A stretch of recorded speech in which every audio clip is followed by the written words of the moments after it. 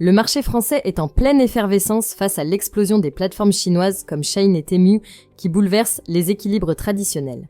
Ces géants du commerce en ligne captent désormais un quart des ventes de mode sur Internet en France, une progression fulgurante qui ne passe pas inaperçue aux yeux des autorités.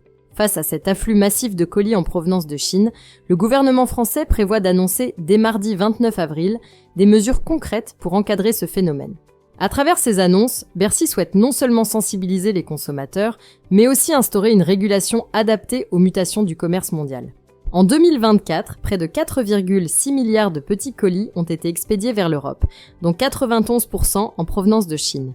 Rien qu'en France, 800 millions de colis de moins de 150 € ont été réceptionnés cette année, bénéficiant pour la plupart d'une exonération de taxes douanières. Un volume impressionnant qui soulève des questions cruciales en matière de sécurité des consommateurs et de concurrence loyale envers les acteurs locaux. Le gouvernement entend agir pour éviter toute distorsion de concurrence et protéger les entreprises françaises, sans pour autant freiner la dynamique du e-commerce.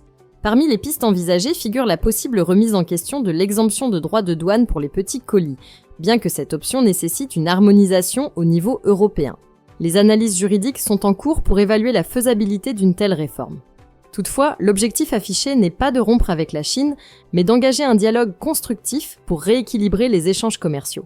En pleine recomposition des flux mondiaux, la France cherche ainsi à affirmer sa souveraineté économique tout en s'adaptant aux nouvelles réalités du marché globalisé.